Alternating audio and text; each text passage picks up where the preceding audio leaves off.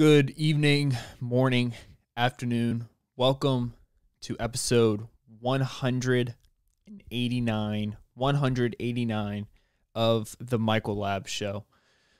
Before we go ahead and get into the episode, just a few things off the bat. If you are listening to this on audio platform, please subscribe to the platform. Go ahead and tell people about the podcast. If you're listening to this on YouTube, subscribe, like, and also comment if you would like to do that. In addition to that, there's a link in the YouTube description box, the first link. If you want to donate to the podcast, this is something I very rarely promote because I don't think it's I don't know. I don't think it's like the most ethically correct thing to ask people to donate to a podcast. But if you like to, you can go ahead and donate to the episode. It does help the podcast out a lot. It allows me to do what, it allows me to expand the episode, expand the podcast, which is always good to do whenever you have a venture. But I digress. So let's go ahead and get into the episode. It's Tuesday. I'm down to one candle. I got one lonely candle left right here. Let's put that sucker right there because this one was rocking and rolling, but now it's about to die because I don't have any more wax left. We just put it out. Yeah, guys, welcome back to an episode 189. I had a few things I wanted to just kind of dive in real quick to the episode, to the podcast, but I kind of forgot them. I actually did forget them, which is very professional of me. A few things first. I just want to take a second to kind of, I want to talk about the situation going on in India right now. I know I don't really talk too much about international not conflicts, but international events too often. But India right now is going through a extremely difficult time. If you see the COVID numbers, I can just look them up real quick. India COVID numbers. As of Monday, as of Monday, they have recorded multiple days of 380,000 plus COVID cases. And it's just falling apart over there. India accounts for 1 in 3 new COVID cases being recorded. The vaccine shortages blight India's efforts to contain COVID crisis. It's just chaos right now. And I think we need to all kind of take a moment right now to just think about what's happening over there. And to think about how blessed we are to live in this country with the amount of technology that we have and the capability of our democracy to work in such an efficient manner to take a crisis and be able to manage it. Throughout this year, there's been a lot of conflict. There's been a lot of chaos. There's been a lot of arguing. There's been a lot of anger. There's been a lot of people. There's been a lot of sides who have dug their feet in and have been very aggressive towards certain people. There's been belief systems that have been anchored and have grown to sometimes a very parasitic level. And I think we all just kind of have to take a step back right now and realize how blessed we are. The United States has a tremendous amount of conflict, a tremendous amount of moments that have led to a path of pain and suffering for a lot of different people. And we're a country with a lot of fault. We're a country with a lot of things that we could be doing better, things that we should be doing better, things that we know we aren't doing well enough, but we're still not doing better. And we've had a crazy time, transitioning from Donald Trump to Joe Biden. And I get on here all the time and I always, I joke around. I do a lot of joking on this podcast. Like if you take the things I say very serious, You should not, because they're not. I do a lot of joking. I make fun of a lot of things. I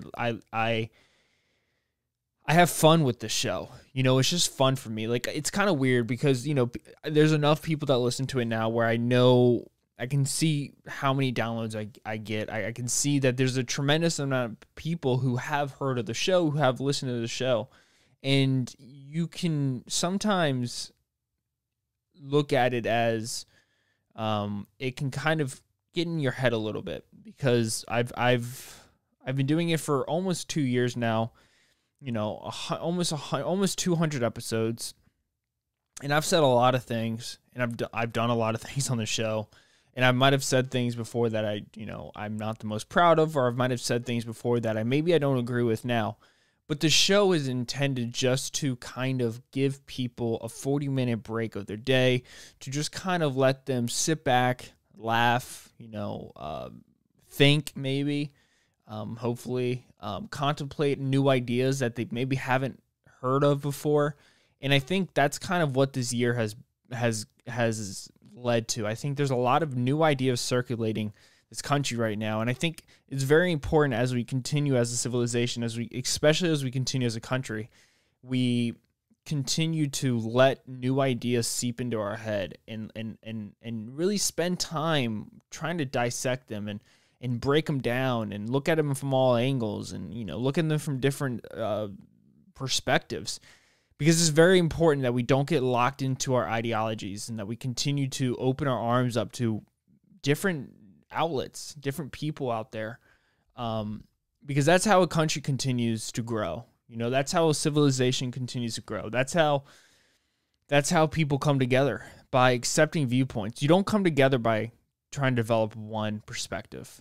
This is never how it works, because the issue with one perspective is that it can always be broken into multiple perspectives. So this idea that we need to all become Democrat, or we all need to become Republican, or we all need to become Libertarian, or we all need to become this or that, or these people have that, so we need to take that away from them, so it's a more level playing field.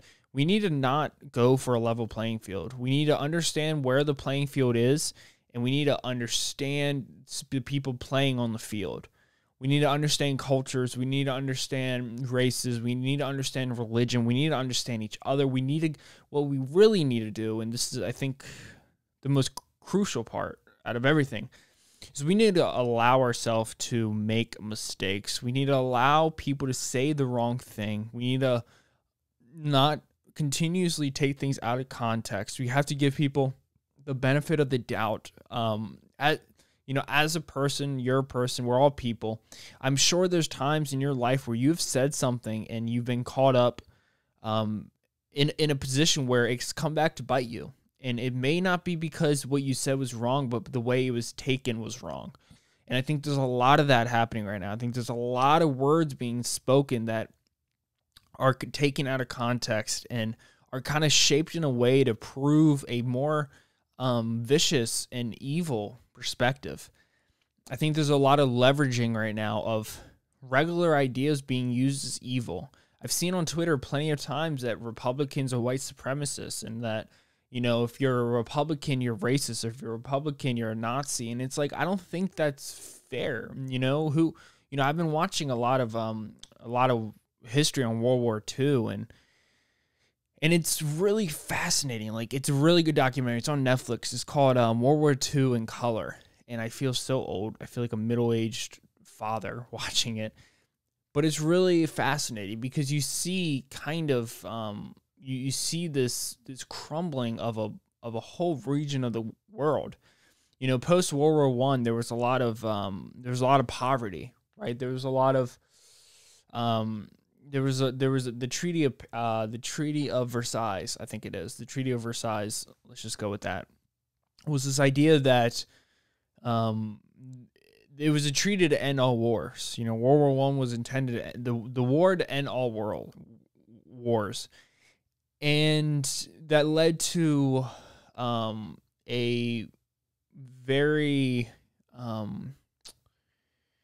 world where there was a lot of suffering, especially in Germany. Because Germany was one of the main components in World War I, and so when they lost, they had to pay back so much money to the world, because of what they did.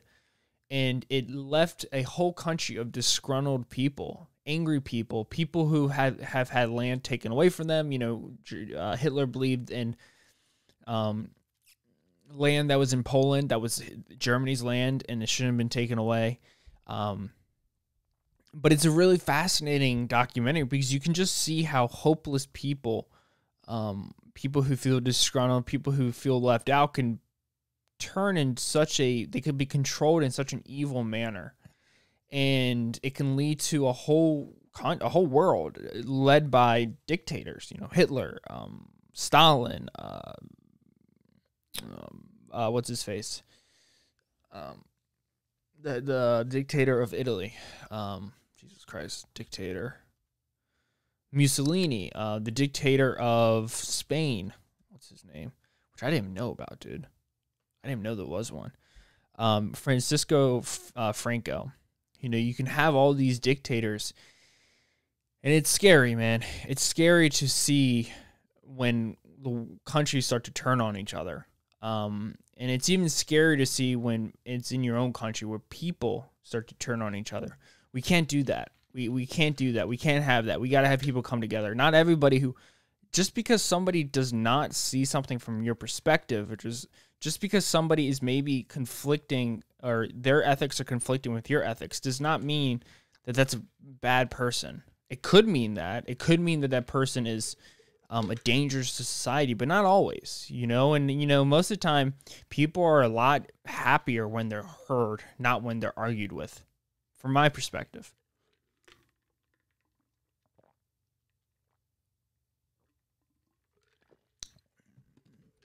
And I think that's very important. I do. I think that's a very important thing that we establish. We establish this friendship with each other, and we establish this relationship with each other, and we establish a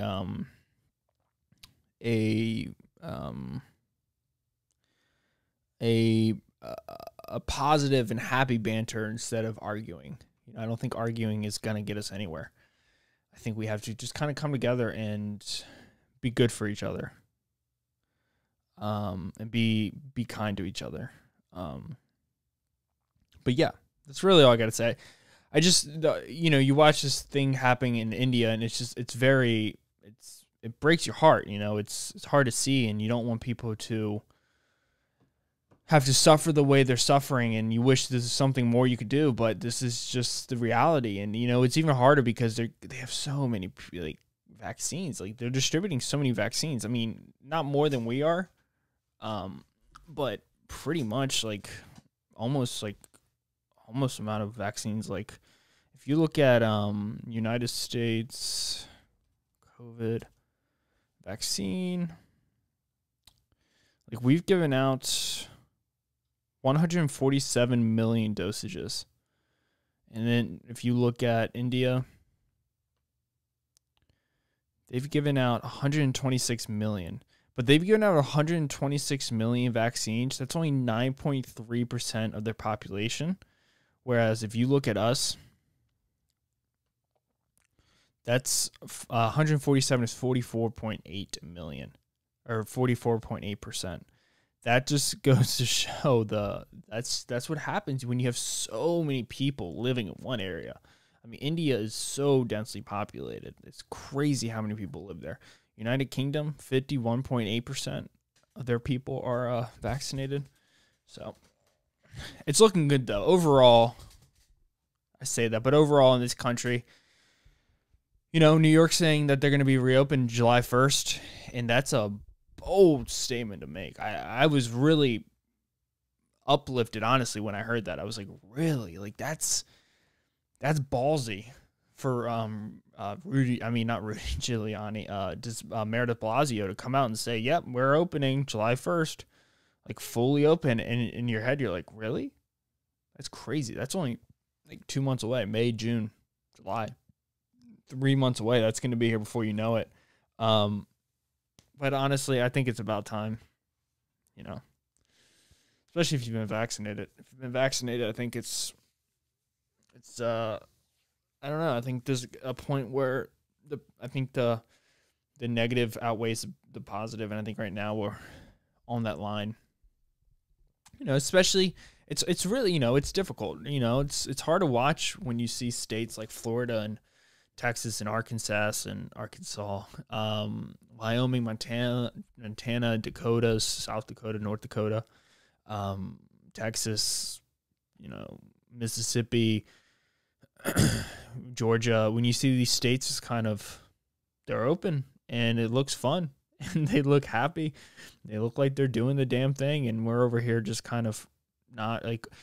You're weird. It's weird now. You go into a public place, and just 3 months ago, it was, oh yeah, 70% of these people in here look terrified. They like, yeah, we definitely need a mask. But now you go into places, and that 70% of people who were like, wear the mask, do the mask. They're kind of like, what are we doing with these masks now? I've seen people walk into buildings now without mask on, and it's you just kind of comes with the territory, I guess. People kind of get comfortable, and people want to go back to their normal lives. I think there's a lot of people who want to go back to their normal lives. At the same time, though, there's a lot of people who don't want to go back to their normal lives, and that's why that's why getting a job right now is almost impossible.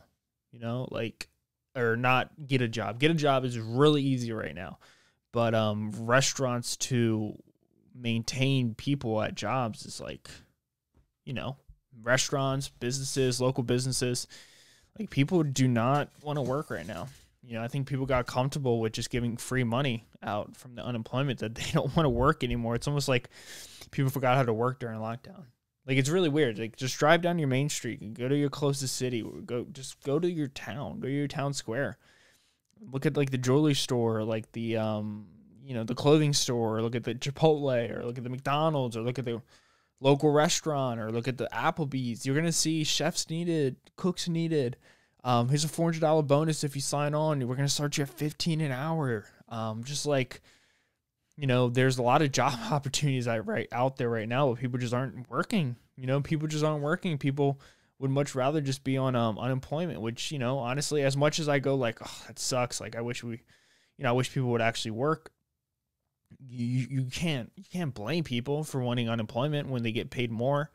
I think there's a lot of responsibility that falls on the government for that, for just giving out money like that for so long. But I don't know. I'm not a politician. But what I am is somebody who is invested in Dogecoin, dude. Like, Dogecoin going to the moon. No, but seriously, my friend and I, we talk about this like 24/7 because it's real money and there's money to be made right now. In the world of cryptocurrency, man, the world of cryptocurrency, I don't think it's going anywhere. I really don't. I'm only invested in, I haven't really talked about my investments lately. What am I invested in right now? I'm 65-35 between crypto or my regular stocks. The market is 65%. So still the major chunk of my money is invested in, ETFs. And then 35% is invested in cryptocurrencies. My 65% is broken up into the QQQ, which I've owned for so long, the S&P 500, which I've also owned for so long. I sold off my weed. To buy into crypto. I sold at a profit there, not crazy, but just a little profit. And then I'm also big into ARKX, which is not doing well at all. But for me, ARKX is a long-term game. That's Cathie Wood's space exploration ETF. The reason why I'm super bullish on that one is because I'm super bullish on Cathie Wood. I really like Cathie Wood. I like all her ETFs have kicked ass. Well, I want this one. It's space exploration. There's already ETFs out there, but I think it is a future. I think Elon Musk just had people come back and land from going to space. He just got SpaceX just got a $2.9 billion contract with NASA. Starlink is going to go public. SpaceX is going to go public. I think Cathie Wood, since Tesla's her biggest holding in all her other companies.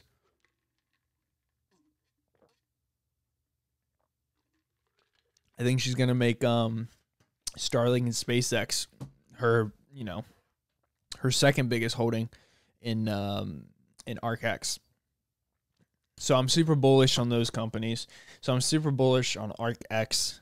It doesn't make up that much. I think of the 65%, it's probably maybe 15%, and the rest is of that 65% is probably split 85% between QQQ and the S&P. Those are two of my biggest holdings, including crypto.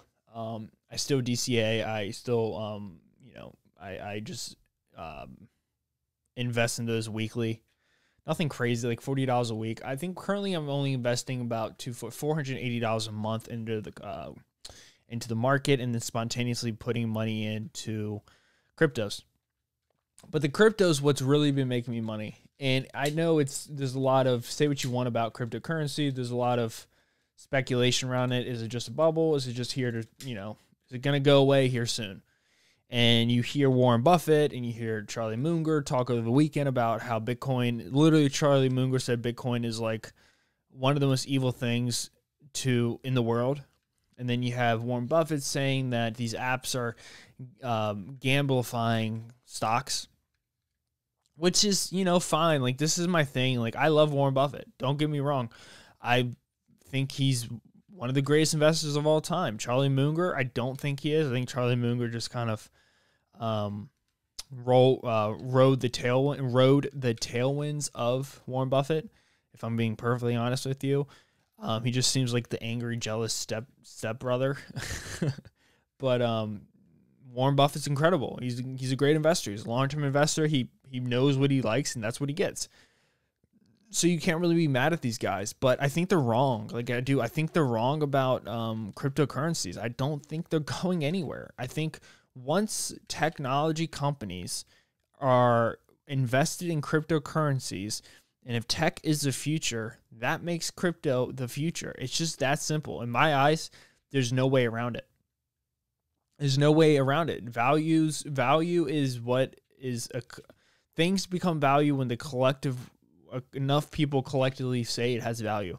That's what Bitcoin is. And I think Bitcoin is here to stay. I think Ethereum is here to stay. I mean, Ethereum had a crazy week. They hit $3,000. And Dogecoin, I don't know about Dogecoin. I'm invested in it. My average cost is 16 cents. I have about 7,300 coins. I'm up about 150%. So I've made my money back plus some. And who knows? Who knows? I think Elon has been right about a lot of things. He's been right about electric cars. He's been right about rocket ships. He's been right about solar panels. He's been right about batteries. He's been right about a lot of things. Starlink. He's been right about SpaceX. I've said that already. And why can't he be right? Why can't Dogecoin become a $2, $3, $5, $10 cryptocurrency? Why can't that happen? It could easily happen. Especially when I keep on coming back to this. I believe in social media. I'm young. I believe in the power of social media. I believe in the power of Robinhood. I believe in the power of memes. I believe in the power of virality. I believe things can go viral. And I think that I always think, what are the young kids thinking? I'm younger. I'm 24. I'm kind of in the sweet spot where I can see the views of 50-year-olds, and I can also kind of see what a 14, 15-year-old's doing. I'm not in middle school. I'm not a teacher or anything, so I can't actually see it. But I know things like Roblox, and I know like Decentraland, and I know these things. And I really think these kids are going to grow up using Robinhood. And I think they're going to grow up looking at cryptos the same way that I look at Tesla.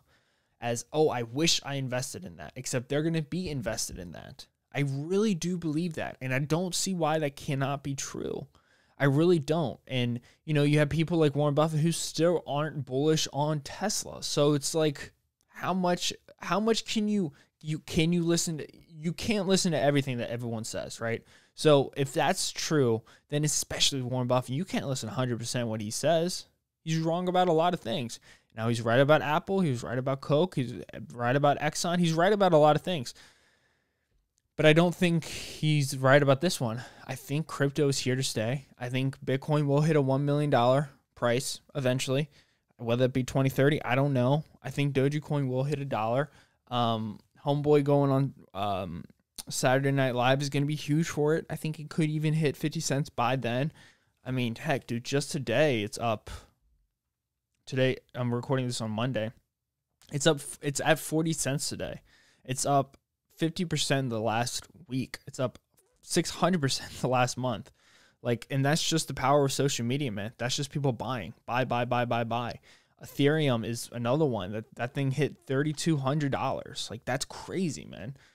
It's up 26% in the week. It's up 47 in the month. It's up 128 in the 3 months. It's up 1,400 in the last year. So, call me crazy. I might be crazy. I might end up losing all my money. But I believe in crypto. I think it's here to stay. I think people are here to keep buying it. And I don't think it's going anywhere. So, that's that. What else did I want to talk about? I know a lot of people have been going after. It's really fascinating to see Jordan Peterson. I've talked about him a lot. I've read all his stuff. I've read Maps of Meaning, which is his original book. I think he got it right after he got his PhD. He wrote the book.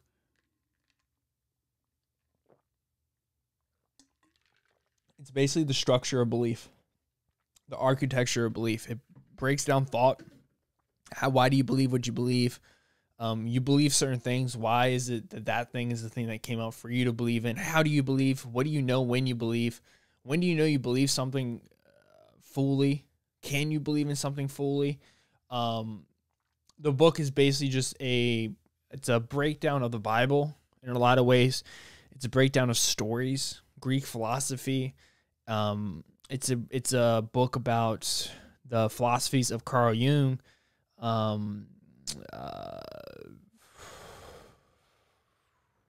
Nietzsche, Friedrich Nietzsche, Solzhenitsyn. It's a breakdown philosophy of those guys.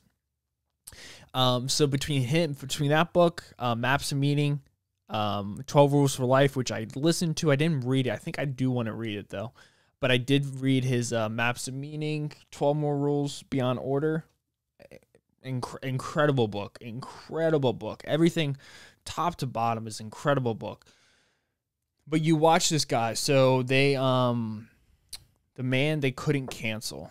So this is an article by WSJ, Wall Street Journal, which I won't be able to get it because they'll make me pay for it. Who they basically, it's just 3 minutes. I'll just read the first 4 paragraphs until I got to pay for it.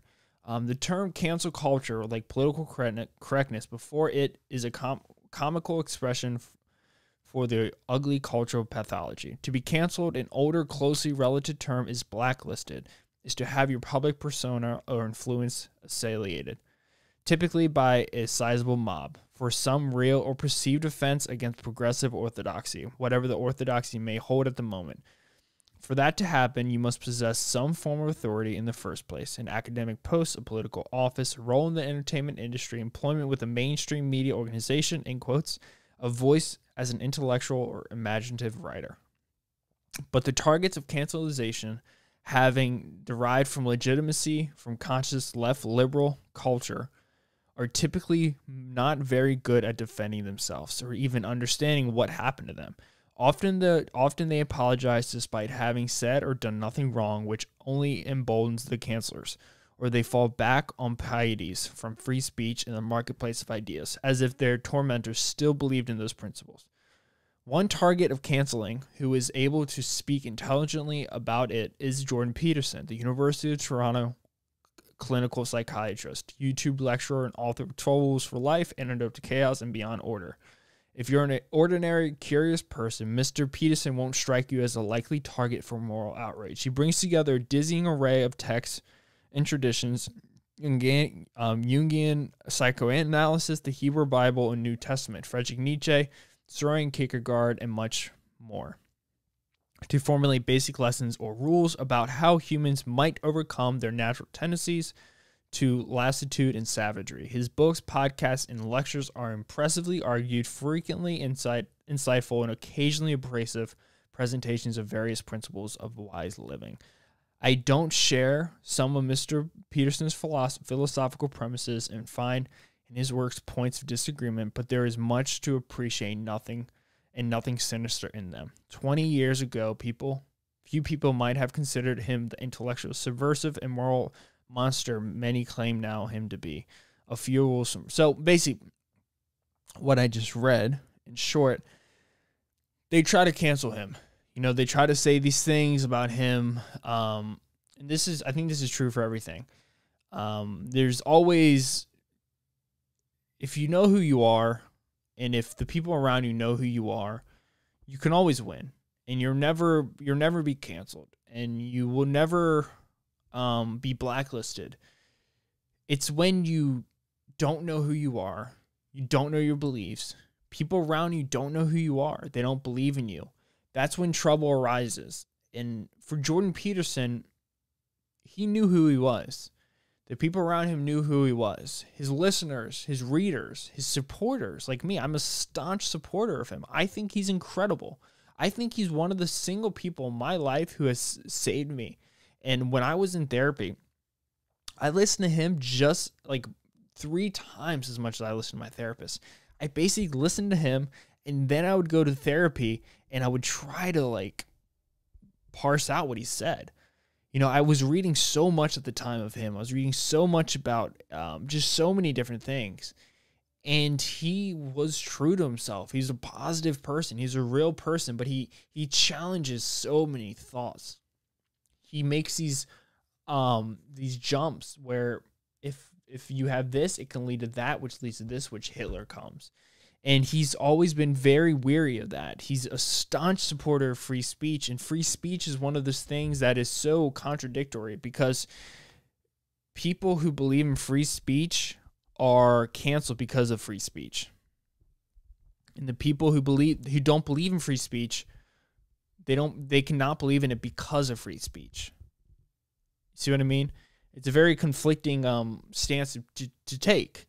But he's beautiful, and I love his work, and I recommend him to every guy I know, especially dudes. And there's nothing wrong with saying that. There's nothing wrong with telling guys to go listen to guy stuff and go do things. And like, it has nothing to do with being sexist. It has nothing to do about those things. It has everything to do with dudes need to be dudes, and you need to listen. And dudes are dangerous if they're not under control. A powerful man is one who has everything under control. A weak man is one who doesn't. That's dangerous. That's a dangerous man. Yeah. So go listen to him. I think he's definitely worth the listen. I think he's definitely worth the time that it takes it takes a long time to digest what he says. But it's very important. It's very important to digest what he says, especially in times like this, because it allows you to kind of navigate this world a lot easier.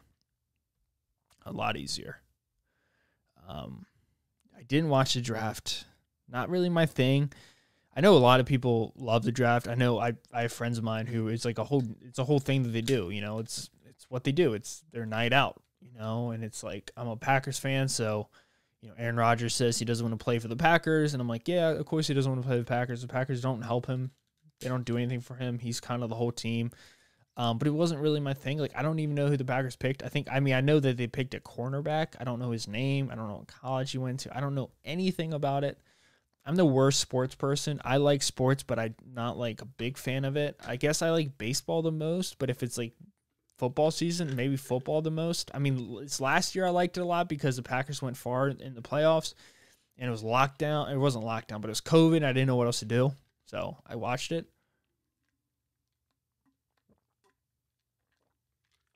But overall, it's not like my thing. Like, I'll do it, but it's fine. Apparently it was a good draft. I don't know. I think Justin Fields went second. The guy out of Clemson, the dude who, Trevor Lawrence, he went first. I guess that wasn't really shocking to a lot of people. I think people kind of expected that. Yeah, that's it. I don't really know. Turns himself in after pregnant girlfriend found dead in lagoon. Oh my God, what is this? Pro boxer Felix Verredero turns himself in. Puerto Rican boxer Felix turned himself into federal agents Sunday night to face federal charges just hours after authorities identified the body of a dead woman as his 27-year-old pregnant lover, officials said. The U.S. Attorney's Office said late Sunday that Vieira was being charged with kidnapping and carjacking, resulting in the death and with intentionally killing an unborn child. A criminal complaint filed by the FBI accuses Verredero of punching Kalisha Rodriguez in the face and injecting her with a syringe filled with an unidentified substance bought at a public housing complex. It alleges he then bound her arms and feet with wire and tied a heavy block to her before throwing her off a bridge at 8:30 a.m.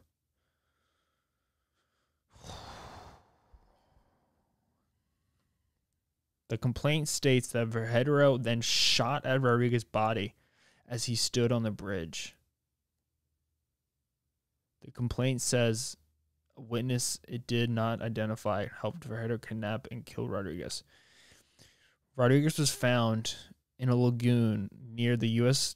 territory's capital Saturday, a couple of days after she was reported missing. She was identified Sunday via dental records, Puerto Rico's Institute of Forensic Science said in his statement. Vieira and his attorneys previously declined comment, and police said the boxer did not originally cooperate and refused to answer questions.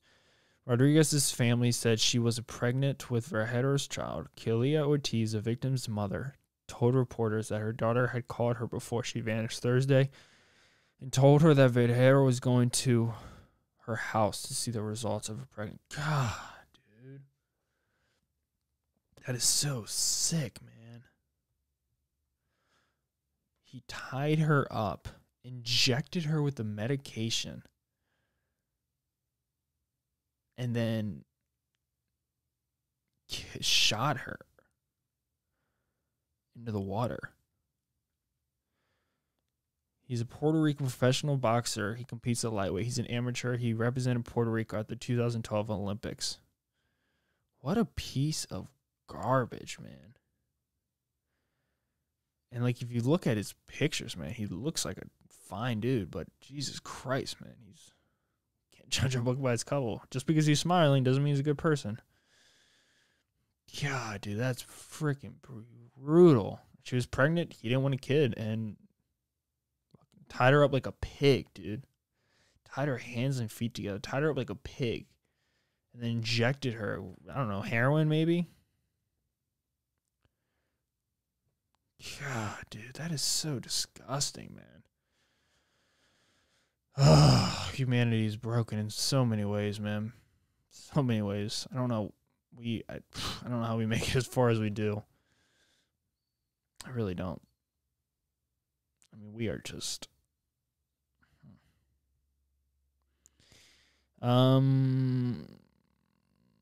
With a foldable iPhone with a screen larger than iPad mini coming in 2023. Keep it. We don't want it. We don't want Apple. Apple, we don't want you to fold. Come on. Just give us the things that we want. We just want new iPhones so we can buy them. We don't want the AirTags. Keep the AirTags. What are you doing? Just kidding. I'll probably end up with an AirTag on my AirPods.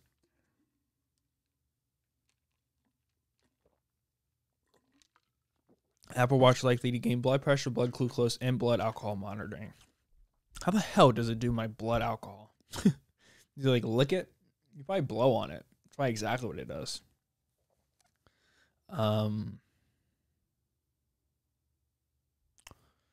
What else? Neuralink president announces that he left Elon Musk's company. We already went over that, I think, last podcast. But yeah, that's really all I got to talk about. I don't have too much more I want to get into here. Verizon sold Yahoo, which is kind of, I don't know. Yahoo's like, wasn't that made by Mark Cuban? Didn't he? I think the dude who's pushing Dogecoin, the owner of the Mavericks, I'm pretty sure he started up Yahoo. I'm pretty sure he's the one who did it. So